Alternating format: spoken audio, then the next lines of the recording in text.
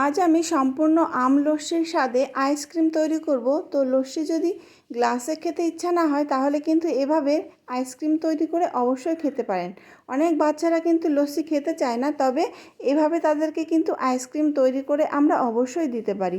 তো চলুন কথা বেশি না বাড়িয়ে মূল রেসিপিতে চলে যাই। তো এখানে আমি দু রকমভাবে আম কেটে নিয়েছি। এখানে ছোট ছোট টুকরো করে কেটে নিয়েছি একটি মাঝারি সাইজের পাকা আম, আর এদিকে দুটি মাঝারি সাইজের পাকা আম খোসা আর আটি বাদ দিয়ে বড় বড় টুকরো করে মিক্সিং বোলের মধ্যে নিয়ে নিয়েছি।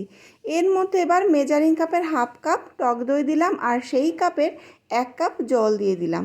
সাথে দিয়ে দিচ্ছি আমি মেজারিং কাপের হাফ কাপ থেকে একটু কম চিনি। চিনি একটু বেশি হলে কিন্তু খেতে আইসক্রিম ভালো লাগে। তো এবারে 1 চামচ আমি বিট নুন দিয়ে দিলাম। এবার মিক্সিং বলে আমি খুব ভালো করে পেস্ট তৈরি করে নেব। তো দেখুন, খুব ভালো করে একটি মিহি পেস্ট তৈরি করেছি। তো কালারটাও কিন্তু খুব সুন্দর এসছে। এবার চলে যাব আইসক্রিম তৈরি করতে। তো এখানে আমি একটি আইসক্রিম মোল্ড নিয়েছি।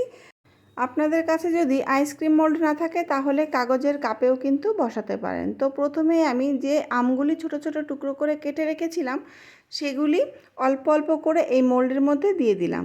তো তারপর আমি মিশ্রণটি ঢেলে দিচ্ছি। সম্পূর্ণ ভর্তি করে দেব না, অল্প অল্প করে একটু ফাঁকা রাখবো।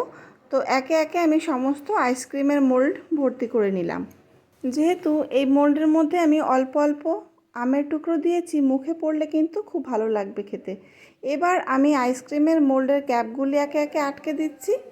আপনারা যদি কাগজের কাপে বসিয়ে থাকেন তাহলে কিন্তু প্লাস্টিক কিংবা ফয়েল পেপার দিয়ে আটকে নেবেন।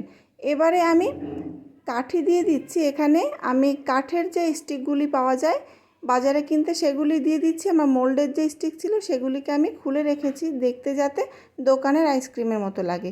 এবারে আমি 10 থেকে 12 ঘন্টা রেখে দিয়েছিলাম ডিপ ফ্রিজে। ফিরে এসেছি 10 থেকে 12 ঘন্টা পর। দেখুন আইসক্রিম সম্পূর্ণ রেডি। এবারে এই আইসক্রিমগুলিকে ডিমোল্ড করতে হবে। তো তার জন্যে মোল্ডটিকে আমি জলের মধ্যে বসিয়ে রেখেছিলাম 1 থেকে 2 মিনিট। এভাবে আইসক্রিম ডিমোল্ড করলে কিন্তু আইসক্রিম খুব সুন্দরভাবে বেরিয়ে আসে।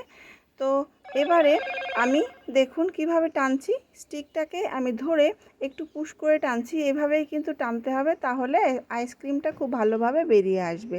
শুধুমাত্র কাঠি ধরে টানলে কিন্তু কাঠি বেরিয়ে আসবে, আইসক্রিম মোল্ডের মধ্যেই থেকে যাবে।